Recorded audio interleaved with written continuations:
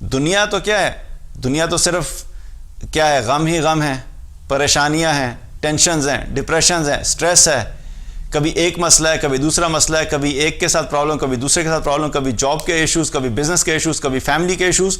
جمال الوجود بذكر الإله وتصفو الحياة بنور هدى جمال الوجود بذكر. اور صبر کرنے والوں کے بارے میں ایک حدیث ہے، صحیح بخاری کی حدیث ہے. نبی صلی اللہ علیہ وسلم نے فرمایا کہ اللہ تعالیٰ فرماتا ہے کہ میں اپنے کسی بندے سے جب اس کی کوئی محبوب ترین چیز لے لیتا ہوں اور اس کے چھن جانے پہ، اس چیز کے لے جانے کے باوجود وہ اس پہ صبر کرتا ہے، تو ایسے شخص کے لیے میرے پاس جنت کے سوا اور کوئی بدلہ نہیں ہے.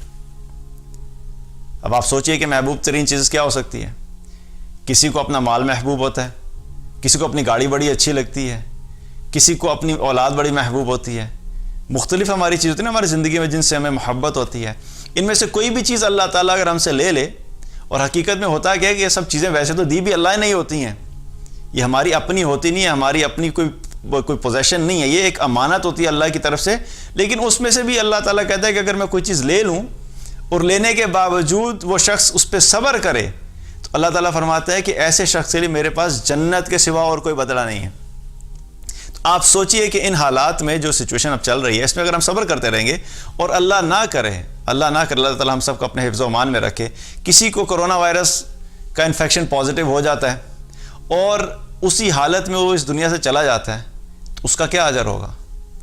سب سے محبوب چیز حقیقت میں انسان کی اپنی جان انسان کو سب سے زیادہ محبوب ہوتی ہے. تو اگر اللہ نے وہی لے لی تو پھر کیا ہوگا؟ کہاں اس کا اینڈ کیا ہے؟ اس کا بدلہ اللہ تعالیٰ کہتا ہے جنت ہے. تو ایمان والوں کے لیے پریشانی کی بات اس لیے نہیں ہے کہ جو ایمان والے ہیں دنیا میں بھی کیا ہے، جب وہ اللہ کی اطاعت والی زندگی گزار رہے ہوتے ہیں، اللہ کی اطاعت پہ صبر کرتے ہیں، مشکلات پہ صبر کرتے ہیں، نافرمانی سے بچنے پہ صبر کرتے ہیں، تو ان کی زندگی ویسے بڑی خوبصورت ہوتی ہے. تو ان کی اس عمل کی وجہ سے دنیا میں کیا انعام ہوتا ہے کہ اللہ تعالیٰ ایک پرسکون اطمینان والی زندگی عطا فرماتا ہے، یہ بھی اللہ کا انعام ہوتا ہے. لیکن اگر اس سچویشن میں وہ چلا بھی جاتا ہے تو آگے پھر جنت ہے، اور جنت دنیا سے کیا بہتر ہے؟ جنت بہتر ہے یا دنیا بہتر ہے؟ جنت بہتر ہے. دنیا تو کیا ہے؟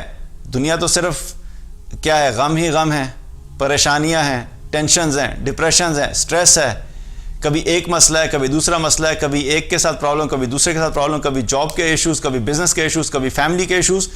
ساری زندگی انسان کی کیا مشکلات ہی مشکلات ہیں. اور اس گھر سے نکل کے ایک ایسے گھر میں چلے جانا جہاں پہ نہ کوئی مشکل ہے، نہ کوئی پریشانی ہے، نہ کوئی سٹریس ہے، نہ کوئی ڈپریشن ہے، تو یہ کیا یہ بہتر ہے نا؟ تو ایک ایمان والے کے لیے کیا ہے؟ ون ون سچویشن ہے. لیکن یہ کس کے لیے ہے؟ جو ایمان والا ہے، جو اللہ کو مانتا ہی نہیں اور دنیا میں بھی اللہ کی نافرمانی کر کے زندگی گزار رہا ہے.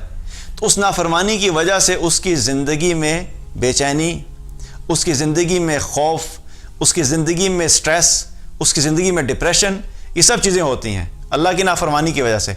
اور کیا ہوا کہ یہاں کی زندگی بھی خراب ہو گئی، اور اگر وہ اسی حالت میں دنیا سے چلا جاتا ہے اللہ کو ناراض کیے ہوئی اور توبہ نہیں کی، تو آخرت بھی کیا ہوگی؟ خراب ہوگی. تو کیا ہے؟ لوز لوز سچویشن، دنیا بھی گئی اور آخرت بھی گئی.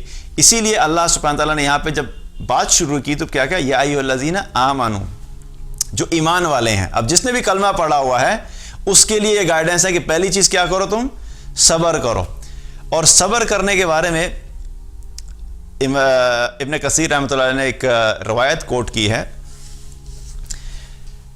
امام زین العابدین سے. فرمایا کہ قیامت والے دن ایک منادی کرنے والا منادی کرے گا، ایک صدا لگائے گا کہ کدھر ہیں صبر کرنے والے لوگ. تو جب یہ صدا لگائی جائے گی تو ایک جماعت اٹھے گی جو صبر کرنے والے ہوں گے. اس جماعت اٹھے گی اور اس کو کہا وہ جو ہے وہ جنت کی طرف چلنا شروع کر دے گی. اب جب وہ جنت کی طرف چلنا شروع ہوں گے تو فرشتے ان کو روک لیں گے. فرشتے ان سے کہیں گے کہ تمہارا تو ابھی حساب ہی نہیں ہوا، تو تم کہاں جا رہے ہو؟ تو وہ کہیں گے کہ ہاں یہ بات درست ہے کہ ہمارا حساب نہیں ہوا، لیکن ہم صابر ہیں، ہم صبر کرنے والے ہیں. ہم نے اپنی زندگی جو گزاری دنیا میں ہم اللہ کی فرما برداری کرتے رہے اور اس پہ صبر کیا، اور ہم ساری زندگی اللہ کی نافرمانی سے بچتے بچتے صبر کیا، یہاں تک کہ اسی حال میں ہماری زندگی گزر گئی، تو اس لیے ہم لوگ جا رہے ہیں۔ تو فرشتے کہیں گے تم نے بالکل سچ کہا، تم لوگوں نے اس حال میں زندگی گزاری، اب اس کا بدلہ کیا ہے کہ تمہارا ٹھکانہ جنت ہے، جاؤ اور وہاں پہ ہمیشہ کے مزے لوٹ لو۔ یہ کن لوگوں کے لیے ہے؟ جو صبر کرنے والے ہیں۔ اور قرآن میں بھی اللہ تعالیٰ نے کیا فرمایا؟ انما یوفی الصابرون اجرہم بغیر حساب، کہ صبر کرنے والوں کے لیے بے حساب اجر ہے اللہ کی طرف سے۔ مختلف اعمال کا مختلف اجر ہے۔